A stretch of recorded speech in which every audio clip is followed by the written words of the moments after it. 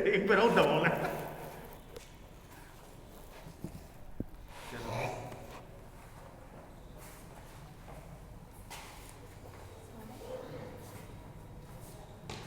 My dear students, आज मैं आपकी पहली क्लास करने जा रहा हूँ। सब्जेक्ट का नाम है भवन निर्माण। ये सबसे पहले भवन होता क्या है इसके विषय में जानिए। किसी भी व्यक्ति को तीन चीज़ों की मूल रूप से आवश्यकता होती है। पहला आपके पास रोटी, दूसरा कपड़ा और तीसरा मकान। जिंदगी जीने के लिए रोटी की जरूरत पड़ती है, शरीर को ढकने के लिए कपड़े की जरूरत पड़ती है। उसी प्रकार वातावरणीय प्रभाव से सुरक्षित रहने के लिए एवं सामानों को सुरक्षित करने के लिए जिस अस्थायी आश्रय की जरूरत पड़ती है उसे ही हम बिल्डिंग यानी कि भवन कहते हैं। जैसा कि आप कह सकते हैं भवन क्या होता है।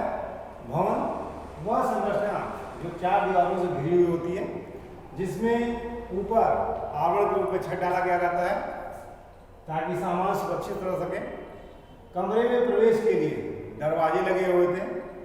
कमरे के अंदर सूरज की रोशनी और हवा आती रहे, इसके लिए खिड़कियों का प्रावधान किया जाता है तथा कमरे में मौजूद दूषित हवा बाहर निकलती रहे, इसके लिए छत के समीप रोशनदान का प्रावधान किया गया रहता है। इस तरह की संरचना को हम भवन यानी कि बिल्डिंग कहते हैं।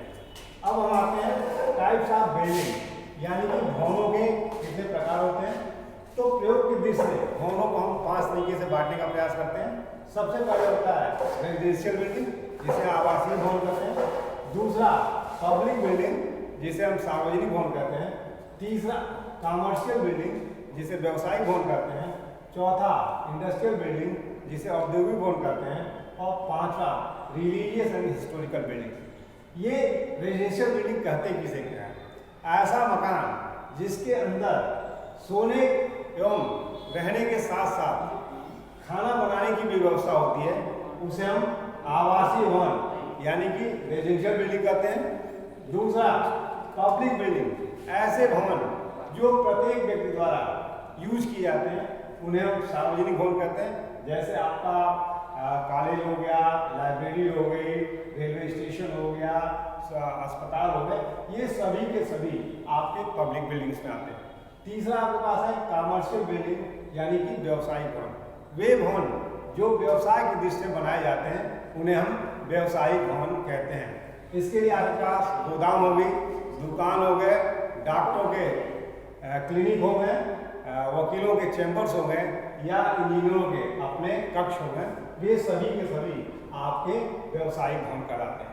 फिर आता है आपके पास इंडस्ट्रियल भवन यानी कि औद्योगिक भवन किसे कहते हैं। ऐसा कोई भी भवन जहाँ पे उत्पादन किया जाता है, चीज़ें बनाई जाती हैं, उन्हें हम औद्योगिक भवन कहते हैं। लास्ट में आता है रिलीजियस एंड हिस्टोरिकल बिल्डिंग्स। ऐसे भवन जो धार्मिक कार्यों के लिए या ऐतिहासिक जिसे सुरक्षित रखे जाते हैं, उन्हें हम रिलीजियस एंड हिस्टोरिकल बिल्डिंग कहते हैं। अब इसके बाद आइए आवास के रूप में। जैसे मैंने पहला आपका रेजिडेंशियल बिल्डिंग, तो यहाँ पे आवास के रूप में आपके पास जो भी ऐसा मकान जिसमें रहने के साथ साथ किचन की भी व्यवस्था होती है, उसे आवास कहते हैं।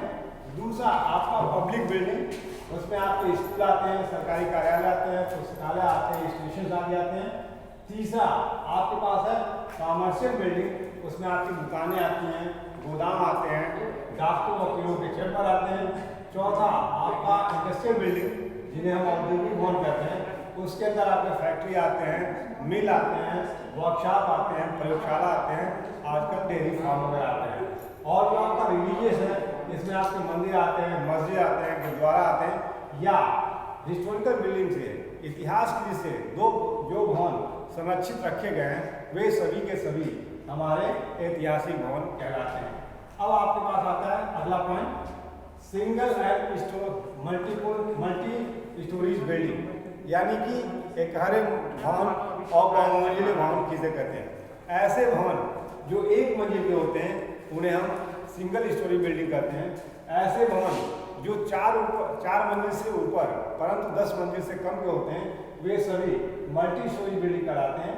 और ऐसे भवन जो 10 मंजिल से ऊपर के होते हैं, उन्हें हम अत्यधिक भवन यानी कि हाई राइज बिल्डिंग कहते हैं।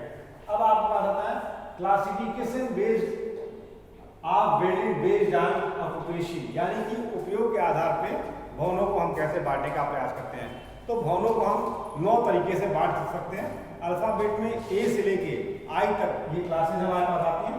क्लास ए आपका जो वन है आवासीय भवन। आवासीय भवन में का मतलब जब हम बिल्डिंग बाय कोड के अनुसार जाते हैं तो वहाँ पे उस मकान के अंदर किचन हो भी सकता है और किचन नहीं भी हो सकता है। इस तरह के भवन को हम आवासीय भवन में लेने का प्रयास करते हैं बिल्डिंग बाय लॉ के अनुसार। यहाँ पे आवासीय भवन को 5 भागों में बांटने का प्रयास किया गया है, A1, A2, A3, A4 एवं A5। A1 आपका अस्थायी भवन। अस्थायी भवन का मतलब जैसे आपका सराय हुआ, जहाँ पे आपके रहने की व्यवस्था तो होती है लेकिन खाना बनाने की व्यवस्था आपके सामने नहीं होती है, वो हमारे आवासीय भवन के एक ग्रुप में चले जाते हैं। A2 व्यक्तिगत, ऐसा भवन जिसमें रहने के साथ साथ किचन की भी व्यवस्था होती है, यानी कि खाना बनाने की भी सुविधा दी जाती है, उसको हम व्यक्तिगत आवास कहते हैं। तीसरा है डॉर्मेट्री। आप होटल चले जाएंगे, कुछ ऐसी जगह होती हैं जहाँ पे आपको खाना बनाने की व्यवस्था नहीं दी जाती है लेकिन आपको रहने की व्यवस्था दे दी जाती है, उसे डॉर्मेट्री कहते हैं। इसमें उदाहरण के रूप में आपके पास होटल है, रेलवे स्टेशन हैं, बस स्टेशन हैं। फिर आपके पास आता है फ्लैट। ऐसा कोई भवन जिसमें एक से अधिक परिवार यानी 2 या 2 से अधिक परिवार के रहने की व्यवस्था कर दी जाती है, जहाँ पे रहने के साथ साथ किचन की भी व्यवस्था दी जाती है, वो आवासीय में A4 फ्लैट में आ जाते हैं। फिर आपके पास होटल, ऐसा आवास जिसमें 15 से अधिक लोगों के रहने की व्यवस्था कर दी जाती है, वहाँ पे किचन हो भी सकता है और किचन नहीं भी हो सकता है। इस प्रकार ये क्लास ए आपका वर्गीकरण हो जाता है। दूसरा आपके पास है क्लास बी, यानी कि एजुकेशनल बिल्डिंग, शैक्षणिक बिल्डिंग। ऐसे भवन जहाँ पर सिर्फ शिक्षा के कार्य किए जाते हैं, वे सभी के सभी हमारे शैक्षणिक भवन कहलाते हैं। जैसे आपका लेक्चर रूम हो गया, व्याख्यान कक्ष हो गया, लेबोरेटरी हो गई, आपका पुस्तकालय हो गया, ये सब चीज़ें आपके सामने हो जाती हैं। इसके बाद आपके पास आता है क्लास सी, जिसे हम संस्थागत भवन कहते हैं। ठीक है, इसमें विभिन्न संस्थानों के भवन आते हैं। जैसे इसे 3 भागों में हम बांटने का प्रयास करते हैं, C1, C2 और C3। ठीक है, यहाँ पे C1 में आपका नर्सिंग होम आ जाता है, आपका चिकित्सालय वगैरह आ जाते हैं। C2 में आपके पास अनाथालय आ जाता है, वृद्ध एवं पंगों के रहने की व्यवस्था की जाती है।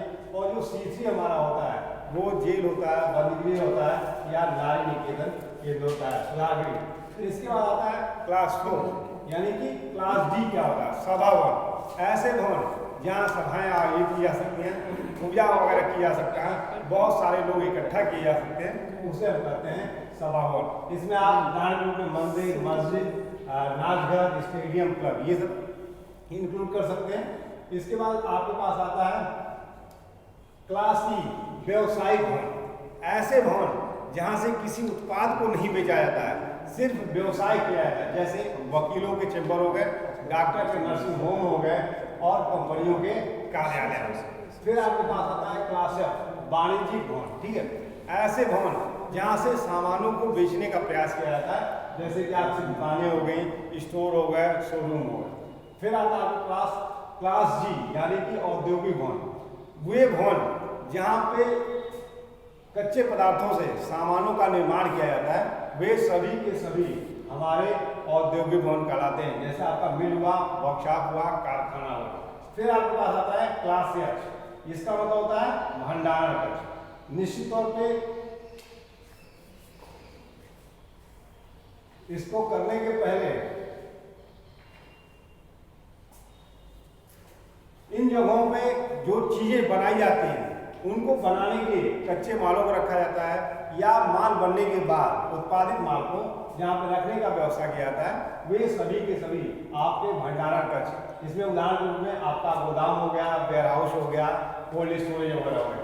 लास्ट आपके पास है क्लास आई, जो आपके जोखिम युक्त भवन होते हैं। ऐसे भवन जहाँ पे पेट्रोल, डीजल आदि को या जो बारूद वगैरह हैं इनको रखने का प्रयास किया जाता है, उनके लिए जो मकान बनाए जाते हैं वे सभी के सभी हमारे जोखिम युक्त भवन कहलाते हैं। अब आपके पास आता है अगला पॉइंट, क्लासेस ऑफ बिल्डिंग, यानी कि भवनों की कितनी श्रेणियां होती हैं।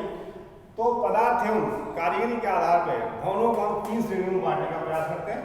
First class building, second class building एवं थर्ड क्लास बिल्डिंग। प्रथम श्रेणी भवन का मतलब आप स्वतः जान चुके होंगे कि ऐसा भवन जिसमें पूरी की पूरी कारीगरी एवं अच्छे पदार्थों का प्रयोग किया गया हो, यानी कि अगर वहाँ पे आरसीसी के घटक यूज किए गए, कॉलम बनाया गया हो, बीम बनाया गया, आरसीसी की छत डाली गई है, दरवाजे के लिए अच्छे लकड़ियों का प्रयोग, सागवान, शीशम वगैरह का प्रयोग किया गया हो, ठीक है, फर्श के रूप में टाइल्स या पत्थर को लगाया गया हो, तो उस तरह के भवन हमारे प्रथम श्रेणी के भवन होते हैं। ये आपके काफ़ी महंगे होते हैं। दूसरा आपके पास द्वितीय श्रेणी यानी कि सेकेंड क्लास बिल्डिंग्स, ऐसे भवन जिनमें ईंटों की जो क्वालिटी होती है वो थोड़ी गिरा दी जाती है, यानी कि ईंट सेकेंड क्लास श्रेणी के होते हैं, ठीक है। वहाँ पे चिनाई का काम सीमेंट की जगह पे हम चूने की सहायता से भी कर सकते हैं। जहाँ पे फर्श हमारे टाइल्स या कंक्रीट के हो सकते हैं, और यहाँ दरवाजे खिड़कियों में सागवान, शीशम की तुलना में आम या अन्य लकड़ियों का प्रयोग करके जिनका निर्माण कर दिया गया हो। फिर आपको बात है थर्ड क्लास बिल्डिंग्स। निश्चित है, नाम से ही पता चल रहा है ये तृतीय श्रेणी के भवन होते हैं, यानी कि इनमें जो भी कारीगरी की गई है या जिन भी पदार्थों का प्रयोग किया गया है वे काफ़ी लो कास्ट होते हैं, यानी कि कम कैटेगरी के होने का प्रयास करते हैं। यानी यहाँ पे आज पक्की ईंटें हो सकती हैं, चिनाई के लिए मिट्टी का प्रयोग कर दिया गया हो, फर्श जो ईंट की बना दी गई हो या सिर्फ मिट्टी की बना दी गई हो, प्लास्टर न किया गया, यानी कि कारीगरी घटिया तरीके से की गई हो, ठीक है।